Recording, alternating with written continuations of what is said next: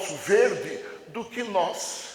Só que, evidentemente, a gente é o dono da carne seca, nós somos o rei da noite e nós rotulamos essas populações. Bugre, não vale nada, não é assim. Então vejam, primeiro, indígena, em segundo lugar, cruzes. Chama-se cruzes porque os primeiros habitantes de Mogi vinham de São Paulo. São Paulo, naquele tempo, era uma cidade muito pobre. E pelo caminho, eles encontravam um guia, que eram as cruzes. Só que cruzes aí é no sentido mais largo da palavra. Porque vocês estão percebendo que está chegando junto a cultura portuguesa.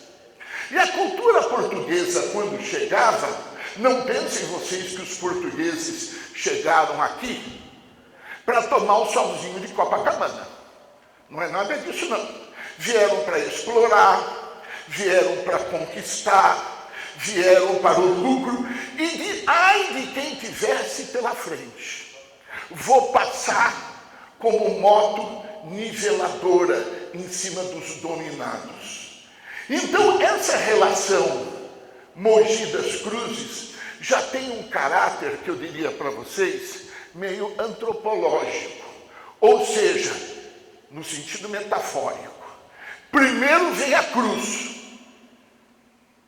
depois vem a espada.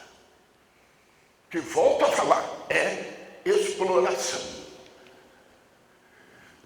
A cidade, ela foi fundada em 1611. Aqui era uma cidade muito pobre, gente. Mas quando eu falo pobre, eu estou dizendo quase que miserável. De tropeiros que vinham de São Paulo, era um local de passagem, e eles iam para a região das Minas, lá em Ouro Preto, Mariana, tal, para tentar uma melhor sorte de vida. E em 1611, eles chegam aqui, e diga-se de passagem uma coisa bonita para o historiador. O primeiro documento da cidade é chamado foral. Quase nenhuma cidade do Brasil tem foral. Mogi é uma das pouquíssimas cidades que tem esse documento de 1611. Quem é que fundou aquele instante do que estava acontecendo? Normalmente, se colocam dois fundadores. E aí vocês vão ver um outro caráter do ocultamento, da manipulação. Muita gente diz que o fundador foi Brás Cubas. Veja a data, 1611. Brás Cubas morreu em 1592.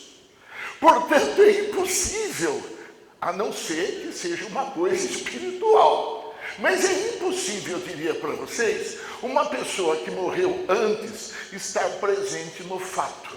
Mas por que se põe Brás Cubas e não o real, que é Gaspar Vaz?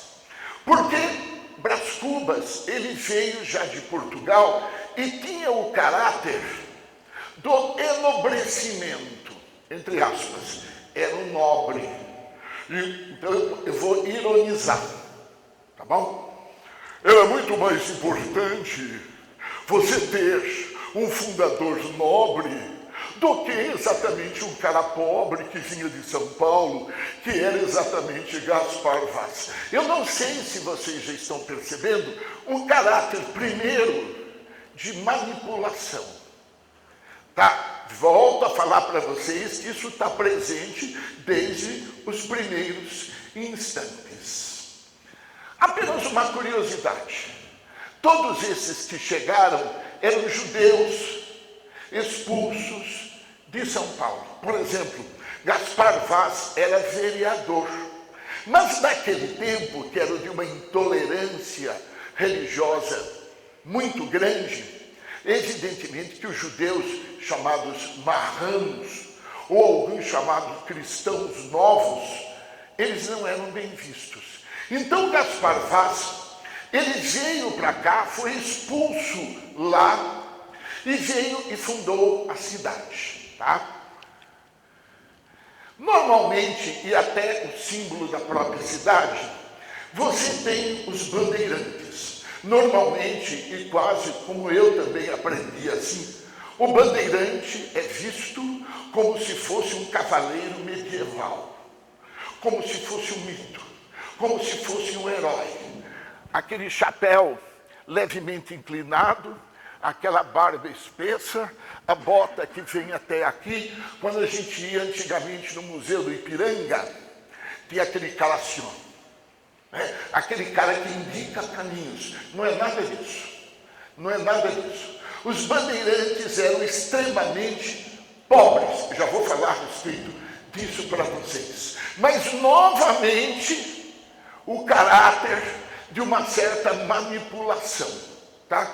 Vejam que, às vezes, eu posso conjugar o verbo no passado. Era um caráter de manipulação. Mas, não sei se está dando para perceber, eu estou puxando a história para os dias de hoje. Pode ser, agora, um caráter de manipulação. Tá? Razão pela qual, aqui você tem um bandeirante que eu diria para vocês absolutamente típico. Ele não usava sapato, porque desconhecia isto. A cada 4 pessoas, 3 falavam a linguagem indígena. Uma falava o caráter português. Esse era o bandeirante. Nós temos aqui testamentos de como eles viviam. Diz, não eram pobres, eram paupérrimos, miseráveis. Eram tão miseráveis, gente, que naquele tempo, quando um cara possuía uma agulha de tecido, já era considerado uma pessoa rica, porque era um instrumento sofisticado de trabalho. Dormiam em esteiras, logicamente com casas extremamente pobres, de pau a pique. Tinham parte dos cabelos compridos pelo fato da inexistência da tesoura. E quase todos tinham uma estranha doença, o crescimento do bócio, principalmente pela falta do sal marinho na região. Então é completamente diferente do que a gente imagina. Bom, agora as primeiras famílias de Mogi. Como eram tropeiros que passavam por aqui, os homens eram nômades. A família existente aqui era muito mais patriarcal. E como eram homens que deixavam filhos, era uma família, assim, desestruturada. Era uma família não monogâmica. Era uma família, quase que eu diria, poligâmica. Não era uma família patriarcal. Era uma família, volto a dizer para vocês, muito mais matriarcal. Tá? Razão pela qual os primeiros portugueses enviaram para cá os ideólogos, aqueles que iam colocar ordem na casa, que eram os homens da igreja. Vocês têm ali a igreja, ali não, mas do lado, lá no fundo, a igreja do Carmo, que eles vinham como moralizadores. Mas moralizadores, gente, no sentido de um monopólio de discurso. No sentido, quase que uma intolerância com relação a essas diversidades. É um tipo de silêncio imposto. Não sei se está dando para perceber. Eu estou começando a responder. Quando cheguei aqui, não respondi tudo não, nos 20%. Mas eu estou começando a perceber que é uma cidade lá atrás principalmente, extremamente conservadora e extremamente moralista, no sentido, não é, existem morais, mas no sentido único de uma, eu diria para vocês, moralidade. Mas como em tudo na vida, tem os dois lados da questão. O que sobe, desce, o que vai, volta. Que uma coisa muito bonita, que eu tenho impressão, e vocês concordam comigo, é a coisa mais bonita de Mogi. É a festa do Divino. A primeira vez que nós tivemos a festa do Divino, pasmem, 1753. É uma festa que eu diria para vocês de uma beleza. E por que ela é beleza? Como naquele período já existiam classes sociais diversas, existiam aqueles moralistas da igreja, alguns proprietários, e a grande parte da população mameluco. Alguém fala, e os negros? E eu diria, Karma Troves,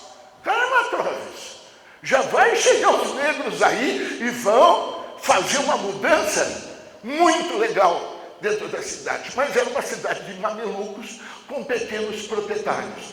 A festa do Divino é uma festa que inverte isto.